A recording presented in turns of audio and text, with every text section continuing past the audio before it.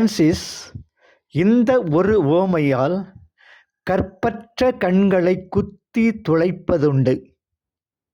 ஆற்றல் மிக்க மன்னர் ஒருவர் 2 தூதர்களை ஒன்றன் பின் ஒன்றாக தனது அரசியிடம் அனுப்பினார். முதலில் சென்ற தூதுவன் திரும்பி வந்து அரசியின் வார்த்தைகளை உள்ளபடியே அப்படியே ஒப்பித்தான். அந்த விவேகமுள்ளவனின் கண்கள் இங்கும் அங்கும் அலையாது நிலை கொண்டிருந்தது. மற்றொரு தூதுவனும் திரும்பி வந்து சுருக்கமான வார்த்தைகளில் அங்கு நடந்ததை கூறிய பின் அரசியின் அழகை கதை கதையாக நீட்டி முழக்கி விவரித்தான். என் தலைவரே, உண்மையில் நான் அங்கு ஒரு அழகுமிக்க பெண்ணை கண்டேன். அவளை அனுபவிக்க கொடுத்து வைத்தவர் பேறு பெற்றவரே என்றான். அதை கேட்ட மன்னர், தீய வேலைக்காரனே, உனது வெட்கங்கெட்ட பார்வையை என் மனைவியின் மீது வீசியது மட்டுமல்லாமல் நீ பார்த்ததை மிகவும் கவனமாக விவரிக்கவும் செய்கிறாய். அப்படியென்றால் நீ கவனமாக கண்டதை சொந்தமாக்கி கொள்ளவும் விரும்புவாய் என்று தெரிகிறது என்றார். அதற்கு அவர், நான் அவளை பற்றி உயர்வாக எண்ணினேன். ஏனென்றால் நான் கூறியதை அவள் மிகவும் மௌனமாக கேட்டு பின்னர் ஞானத்தோடு பதிலளித்தார் என்று பதிலளித்தான். அவர், அழகாக இருக்கிறாள் என்று நீ நினைக்கவில்லையா என்று மன்னர் கேட்க, என் தலைவரே, அதை நீங்கள் தான் பார்க்க வேண்டும். என் வேலை வெறுமனே செய்திகளை வழங்குவது மட்டுமே என்றான். பின்னர் தனது தீர்ப்பை அறிவித்தார். நீ தூய்மையான கண்கள் கொண்டவனும்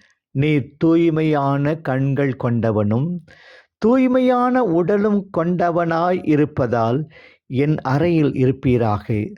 மற்றவன் என் திருமண மஞ்சத்தை தீட்டுப்படுத்தாதவாறு என் வீட்டை விட்டு வெளியேறட்டும்.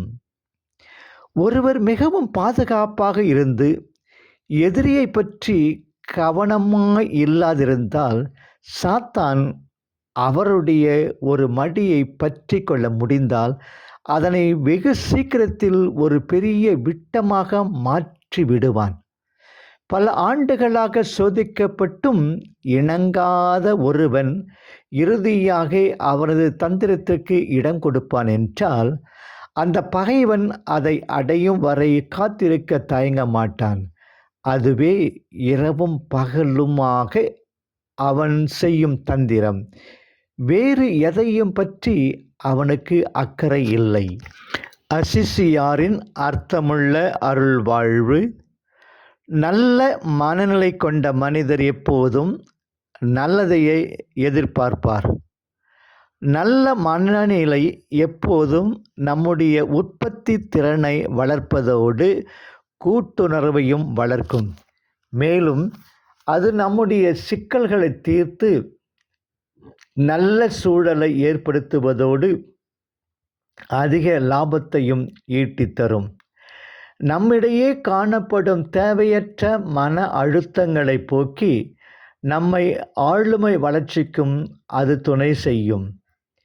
தீய மனநிலை என்பது நம்மை தீய வழிக்கு இட்டுச் செல்வதோடு தேவையற்ற மன அழுத்தத்தை ஏற்படுத்தி நம் உடலுக்கு நோயை உண்டாக்கும். எனவே நல்ல மனநிலையை வளர்த்து கொள்ள நாம் சில வழிமுறைகளை தவறாது பின்பற்ற வேண்டும். நல்ல மனநிலை என்பது எல்லோருக்கும் உண்டு. மனதை ஆழமாக உற்று நோக்கும்போது அது நமக்கு தென்படுகிறது. ஒரு மனிதரோடு பழகுவது என்பது தங்க சுரங்கத்தில் ஒரு பவுன் நல்ல தங்கத்தையே தோண்டி எடுக்க நாம் எப்படியெல்லாம் பாடுபடுகிறோமோ அது போன்றது தான் என்கிறார் ஆண்ட்ரூ கார்னேக். நாளை சந்திப்போமா?